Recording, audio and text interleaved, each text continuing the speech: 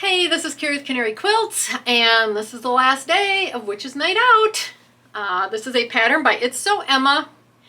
This is a really well-written pattern. I have really enjoyed doing this quilt. She walks you through, she gives you the cutting instructions before each of the pieces, so you're not cutting all the pieces at once. I just have really enjoyed making this quilt. So I need to thank my friend Corey out in California for introducing me to this pattern. So thank you, Corey. It has been a blast. Today's construction day.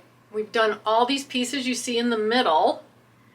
And I don't really show you how to put this together actually, because there's nothing new to this and there's nothing weird about it. I didn't find any problem reading her pattern as usual. I said it was a great pattern, so I don't really show you putting this together. I show you my cuts, and then you can see here that I've added a few things. So a lot of this quilt you can't see right now, so you're going to see what I do out here, because I incorporated some blocks from last year that I made, and this border ended up a little too wide for my preference. So I made some modifications, and I'm going to show you what I'm doing. Hit the subscribe button, notification bell, if you want to see me do other projects like this or all the other stuff I've got going on here. I've got box openings, I've got other quilt-alongs we're doing, I've got my own quilt-along, Birds of a Feather, that we're doing, so we can have a lot of fun on this channel. Anyway, let's see what I do with my quilt.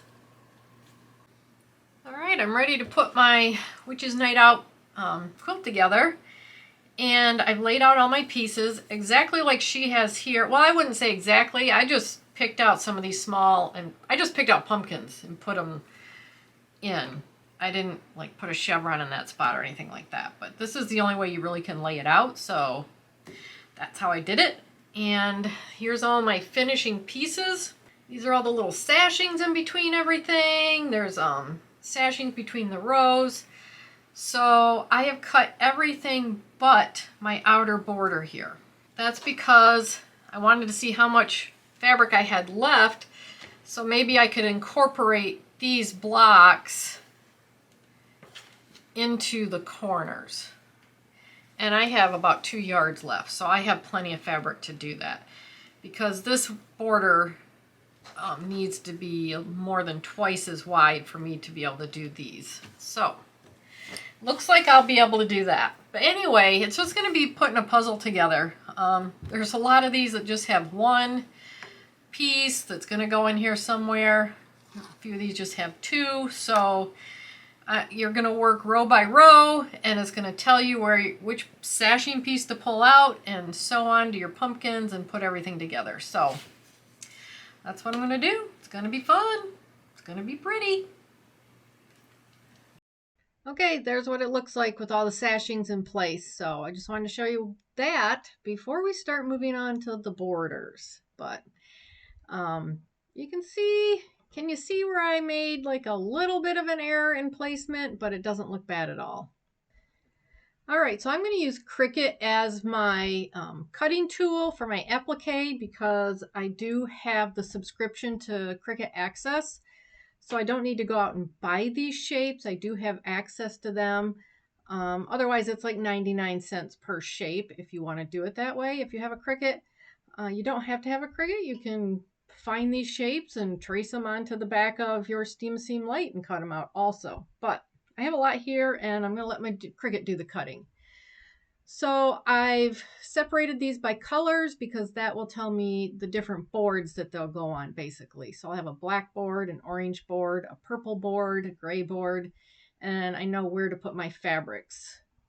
So another thing I need to do is make sure these fit. So I put them on here, and as you can see up in the top, it tells me what size they are, and my border is 7.5 inches wide, and this is 10 by 4, so that will fit in my border. So I went through all of these different shapes and just made sure that they were the right size to fit in my border. So now I'm going to hit Make It, and this is going to take me to all the different color boards that I have, so that I know where everything sits on the board. I can move these around so that I know where to place my fabrics I want to use. I don't have to use one fabric.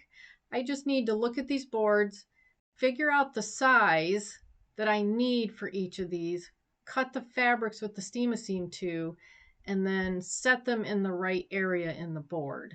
So you can see all my different color boards here and where everything sits. But you can move these around, which I do so that I can put them in corners, and that way it makes it easier for the placement of my fabric when I have that cut. This is my 24-inch board. You can see me moving these around. I didn't want to work on the trick or treat, so I just made it the same size it was. I didn't cut it apart or anything like that. So you'll see my board, how I have just two different fabrics sitting in those spots. But this also tells you where to place your fabric on the board. So now I'm going to go back to my fabrics and show you what I've picked out and put some Steam-A-Seam 2 on them. All right, I just showed you my Cricut layout for my cuts. So now I need to get my fabrics ready. And what I did was I made notes on, like, the ghost is going to be the gray, what sizes I need for that. Pumpkins, and I've got the or pumpkin, which goes in between trick or treat, and I've got a solid pumpkin, a face pumpkin, and a stripe, 2 stripe pumpkins. So I've got all those dimensions that I need to cut. I've got my witch and my witch hat dimensions, and then back here I have for the black, the cat, the bat, and the trick and treat words. So this is what I've picked out. This is going to be my trick or treat. The black is going to be the trick and the treat words, and the orange is going to be the pumpkin with the or word in it. So I went with the 2 ginghams for that. I'm going to use this whole purple for both my witch and my witch's hat. This is going to be the cat. This is going to be the bat.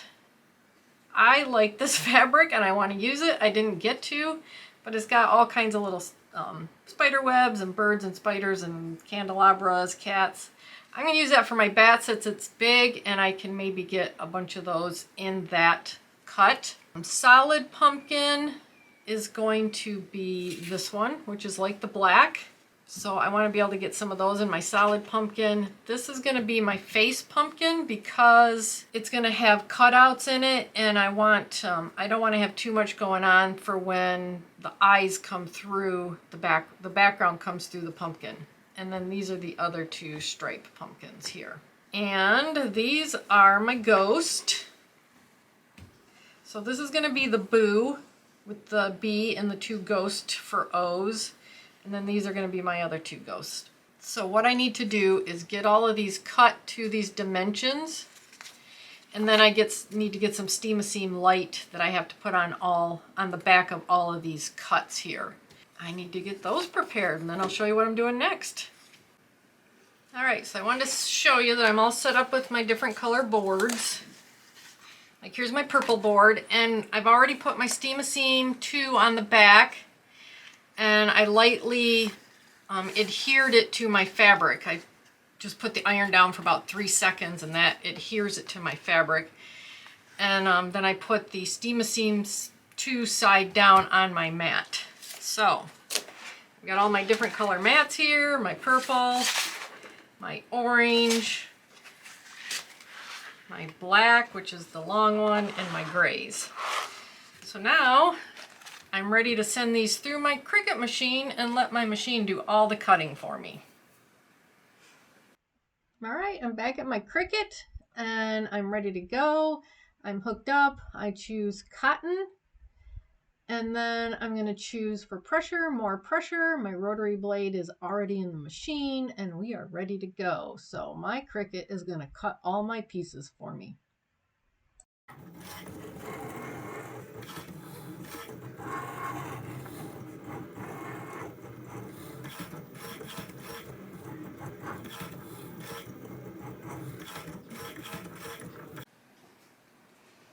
All right, I'm over here. I've got my black weeded out. There's my bat, my cat, and my trick and treat words.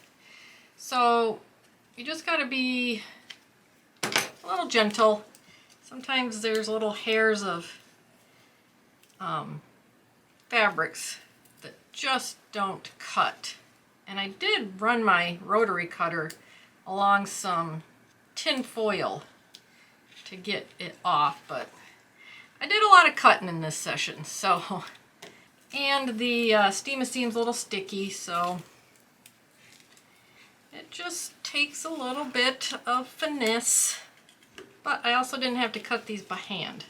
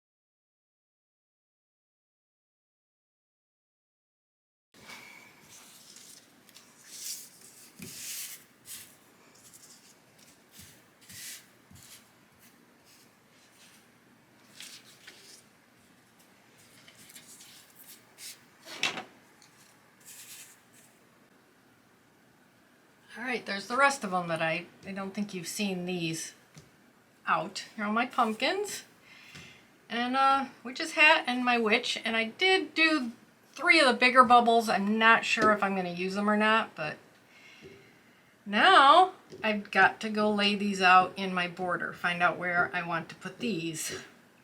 Maybe I'll just have a pumpkin patch and a ghost area. I don't know yet. It's going to be interesting.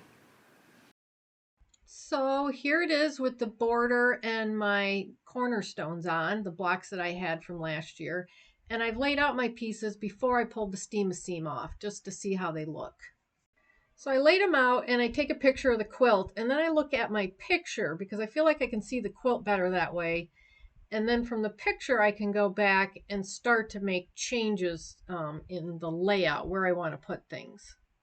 I was looking at the picture, I was like, there's still too much blank space, so I went back and cut a couple more ghosts, a couple more bats, and a couple more pumpkins, and added those to the quilt. And now that I have all my shapes, I just start to lay them down, move them around, take pictures, and this is my final layout. Okay, I'm over at my ironing board.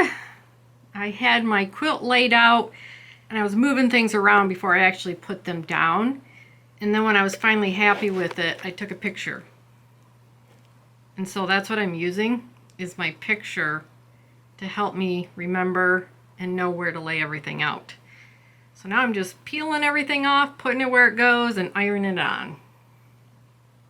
This is what the quilt looks like with everything fused on. So what I'm going to do now is I'm going to add a border, and this is binding from my Moda Midnight Moon quilt along last year. I have a lot of that left, and I have a lot of the backing left. So this is what my binding's going to be. So it will make a nice contrast against this border, and this border will make a nice contrast against the gray background. Plus, I use up my fabric. So this is from the Spooky Hollow Quilt Along, I think is what it was called, by Melissa Mortensen. It's her fabric that she designed for Moda Fabrics, or for Riley Blake, I'm sorry, for Riley Blake Fabrics. For some reason in that package I just had a whole bunch of this left, so it should be enough. I've got more. Should be enough to give me a border all the way around. So I'm just gonna sew all these together, put my border on, and then I put this away till I'm ready to bind it. And then I need to sew down my appliques. All right, I'm at my machine. I'm doing the raw edge applique on my Witch's Night Out. I added the applique myself. It's not part of the pattern. And I am using monofilament thread, which I have not used in a long time because I didn't like using it. I wasn't successful. And I have a white thread in the bobbin. So right now I'm doing all my light colors, and then I'll switch my bobbin out to a dark when I'm doing my dark appliques, like the cat and some of the bats. And I'm just kind of trucking along. It seems to be working. I'm finding that when I hold my monofilament thread and I put my needle down, needle up, and it pulls my bobbin thread out. So then I'm going to put my needle back down, hold on to my monofilament thread, and just start going along the edge. And it seems to want to sew, and I'm going slow.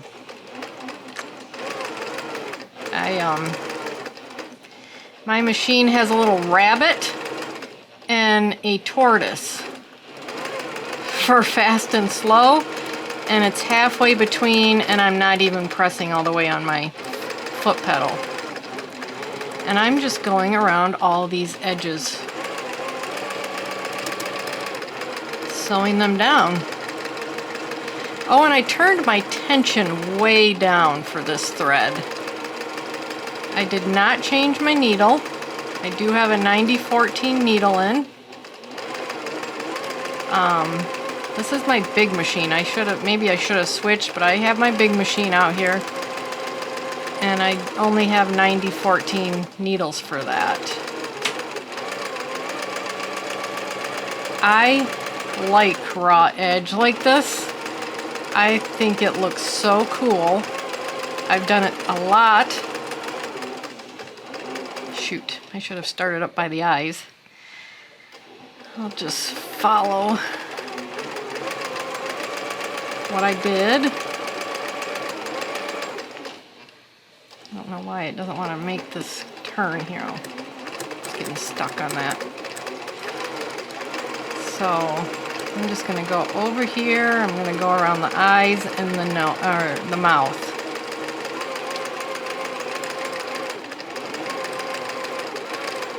This is not quilting. This is just tacking my applique down like you would with a blanket stitch or a satin stitch.